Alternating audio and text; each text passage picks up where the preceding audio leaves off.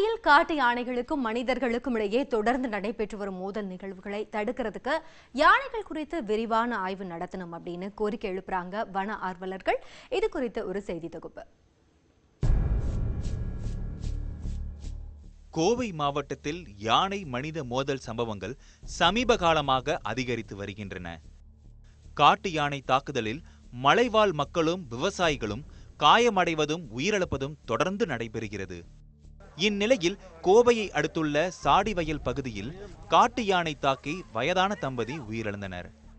வனப்பகுதியை ஒட்டியுள்ள பகுதிகளுக்கு சுற்றுலா வரும் பயணிகள் காட்டு விலங்குகளுக்கு உணவு வகைகளை கொடுப்பதும், யானை விரும்பும் பயிர்களை வன எல்லையில் பயிரிடுவதும் யானைகள் வனப்பகுதியை விட்டு வெளியே வர முக்கிய காரணம் என்கின்றனர் மலைவாழ் மக்கள்.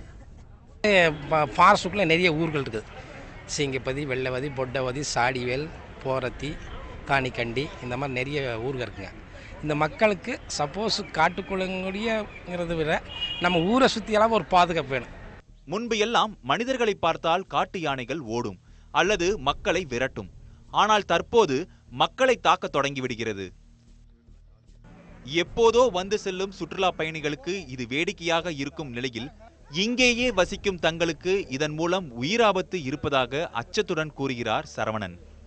விவசாயம் நடந்துட்டு இருக்கறனால கொஞ்சம் காட்டுக்குள்ளே வரும், கொஞ்சம் அச்சுறுத்தல் நம்மளுக்கே தந்துட்டுருக்குங்க.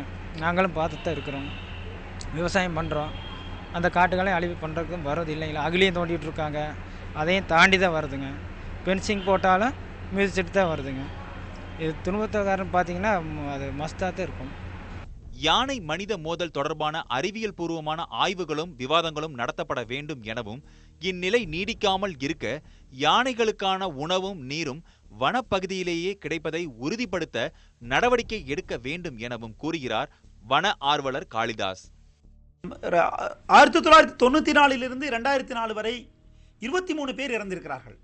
ஆனால் 2004 2014 வரை 10 ஆண்டுகளில் ஏறக்குறைய 99 பேர் இறந்திருக்கிறார்கள் யானைகளால்.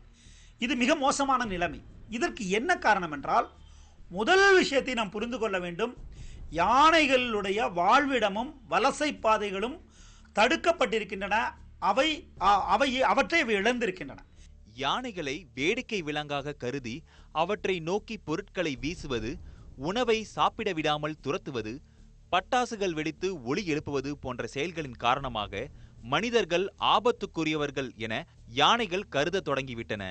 இதனால்தான் மனிதர்களை கண்டதுமே தாக்குதலை ஆரம்பித்து விடுகின்றன என்று கூறும் வன ஆர்வலர்கள் இந்த நிலையை மாற்றுவதற்கு வனத்துறை முழு கவனம் செலுத்த வேண்டும் என்றும் வேண்டுகோள் விடுக்கின்றனர்.